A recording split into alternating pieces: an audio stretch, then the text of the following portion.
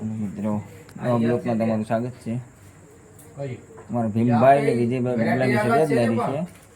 હવે બે આગળ બબલાની બહુમાટી ચડાવવાનો છે. હવે એમાં જે કોણ હારી જશે એ જોવાનું છે. આપણે બ્લોકમાં બનાવી દો. આગળ તમને બતાવીએ છીએ કે કોણ હારી જવાનું છે.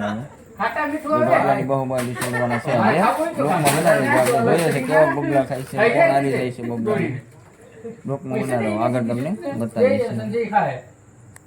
બરાબર. આ થમ્સઅપ સોડા ચેલેન્જ માં છે. અમારે વિજયભાઈ બબલું થયા છે હવે તીખામ તીખું. એના માટે જોલોશીપ મગાવવાની જ છે હમણાં અમારે.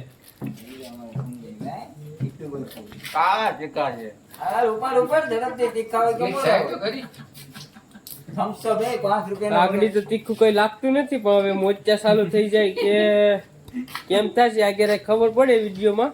આખીમાં જરીક અંધારા જેવું લાગે. જો આમ જવા એ સારું થઈ ગયું.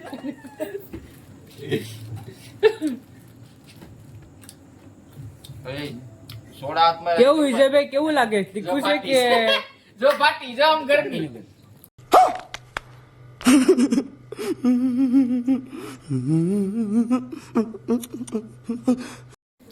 વિજયભાઈ કેવું લાગે? તીખું લાગે? ખાટું લાગે. ખાટું ખાટું લાગે. હાલવા દો, હાલવા દો, હાલો. ગરમીના સાટા પર તીકરો આવી જશે. થમ્સઅપ ફ્રી માં જો વિજયભાઈ માટે 5 ના બબલામાં 20 નો ફાયદો. જેને પણ આ અમારા ગામમાં ફૂલ ઓફર છે. કોઈ પણ એક સેવ મમરા ખાય એની પાસે એક થમ્સઅપ ફ્રી છે. દુકાનનું નામ તો દઈ દો. દુકાનનું નામ શું છે ભાઈ તમારી? રાણાભાઈ. એની સોડામાં વાસ થઈ ગયો.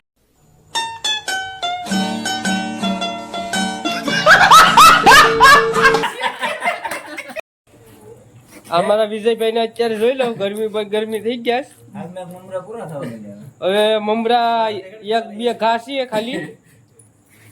હજી લગભગ 2 ઘા કરીએ, થોડા થોડા થયા છે. હવે 4 થઈ જાય. થઈ જાય વિજયભાઈ કે 4 થઈ જાય.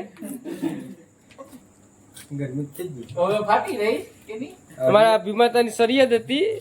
હવે સૂચના નામ લેવા ઓલાની છે. હાલો મિત્રો, કેવો લાગ્યો અમારો બ્લોગ? તમને સારો લાગે તો લાઈક, શેર અને સબસ્ક્રાઇબ કરવાનું ખાસ નહીં ભૂલતા. આના પછીનો અમારો એક ચેલેન્જ બ્લોગ આવવાનો છે, બહુ જોરદાર છે. એ પણ જોવાનું છે. આગલા બ્લોગ આપણે ચેલેન્જ બ્લોગ આવવાનો છે.